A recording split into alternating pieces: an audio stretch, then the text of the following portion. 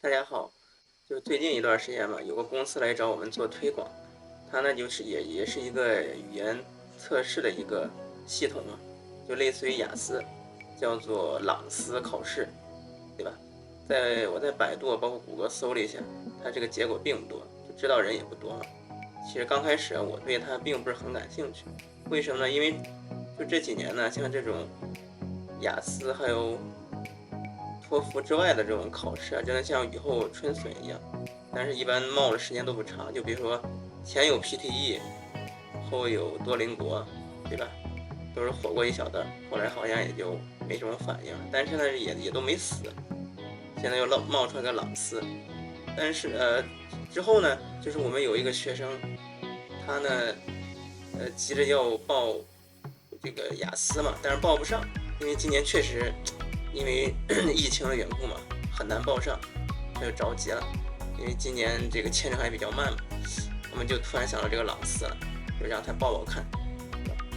一是他能报上，二是他正好当地也有考点，而且还能考 UKVI。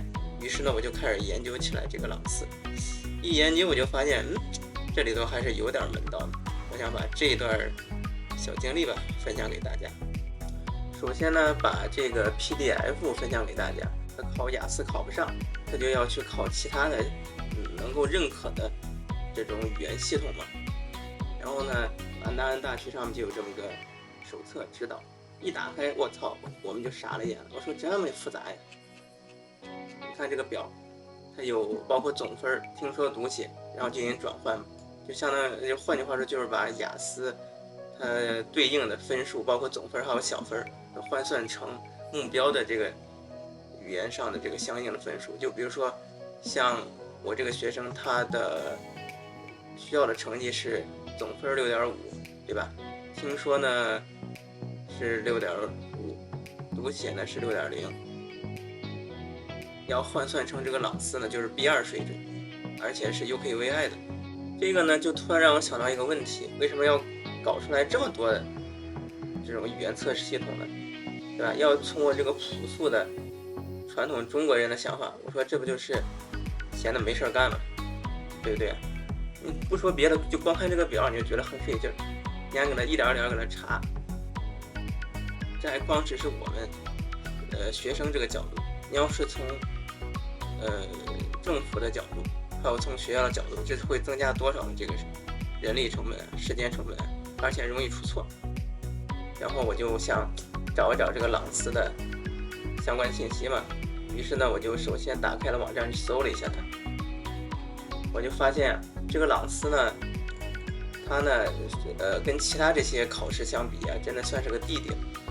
你就比如说，就像 PTE， 也是1996年就投放到市场了嘛，对吧？其他还有个 PSI， 也是英国移民局认可的。但是像这个朗思呢，是2015年才正儿八经上市的，直到2017年呢，它才正式开始就是发它这个语言资质。也就换句话说，它从2017年到现在也就不过5年的时间了。之后呢，我又查了一下英国政府的官网，我就发现它的转折点呢，应该是在2020年的4月，那一段时间呢，正是新冠的第一波疫情在欧洲肆虐，严重影响了当地人的正常生活，也影响考试去考生去考点考试嘛，对吧？所以大家都开始进行网络考试。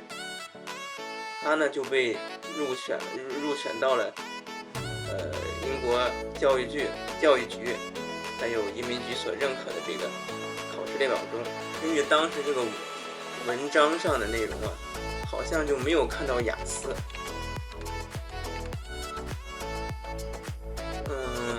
可能当时这个网络版的雅思还没出，然后又有这样紧急的需求，所以呢，作为这个朗思，它因为正好是拥有这个网上测试的功能，又是英国自己的产品，就相当于你亲儿子，所以就把它给推上来了。之后呢，又到了2021年的3月24号，它呢就荣获了 Oxford 的这个推荐。Oxford 是什么呢？就类似于一个半官方的，但是第三方的一个教育监督和管理的机构。对吧？也比较牛逼哄哄了。在此之后呢，我看他的路就比较顺利了。现在你要查看官网上，在就是英国移民局嘛，他认可的这些考试里面，它就是其中一项。除了雅思呢，就是一个 PSI， 还有一个就是皮尔森的 PTE。在认可的学校方面呢，主要就是英国的大学，像 G5里面有帝国理工，还有 UCL 认，其他的就像什么华为啊、布里斯托啊、南安呐、什么爱丁堡、788的这些都认。不过这里面就让我感觉到是怎么回事呢？它呢可能本来就是一个可能籍籍无名的一个考试系统啊，当然它自己本身这个产品肯定是有特点。它就是他们的这个营销人员给我们介绍的时候，我也确实感觉到，这里就不赘述了。但是呢，也正好赶上了一个风口，就是疫情嘛，需要线上语言测试，正好赶上，又是英国自己的亲儿子。但是呢，它光靠这个不够啊，对吧？你作为一个语言系统，你要想在全世界，就比如说中国要做推广，这可能是在很长一段时间内都无法盈利的，长期亏损的。说明背后呢肯定是有一个巨大的推手在推着它往前走，推着它的这些人呢是不太计较代价，对不对？你否则的话，你推着干嘛？与此同时，咱们也能看到，就像雅思啊，就是英国自己的雅思考试、英语考试，它其实本身并不差呀，并没有走下坡路，大家还是认可的。自己呢其实也是在一点点进行改变，就像它在疫情期间推出。这个网络测试怎么感觉呢？就像是在皇家，你本来有个皇太子，其实人家干得好好的，上到皇帝，下到大臣，还有他的子民，都还是很满意。但是呢，这个老爹呢，就非要再给自己剩下的儿子暗暗的助力、推波助澜，把他们给抬起来，要让他们给这个皇太子呢较劲儿，就有点像是康熙后期那个九子夺嫡一样。你这要是从我们这个朴素的中国的价值观来想，我操，你这不就是闲的没事干吗？从英国人的角度，他们并不是这么想的，他们不是不知道内耗所带来的这个后果，他们是习惯了内耗，他们更重要的呢，就是要通过这种内部竞争啊，把整个的市场给填满。尤其是我看这个英国教育史就能感觉出来，英国教育史尤其是最近这100年了，就是一部不断的在改革又改革的这种历史。当然了，无论是如何的改革都没有达到这种推倒重来的这种效果嘛，所以他们无法像中国的这个各种体系，就比如说教育系统这样推倒重来以后实现大一统。他们呢还有很多上古的这种教育的制度啊，包括教育的精神啊，都流传下来了。国内呢是教育大一统，大家都有差不多一样的这种教科书嘛。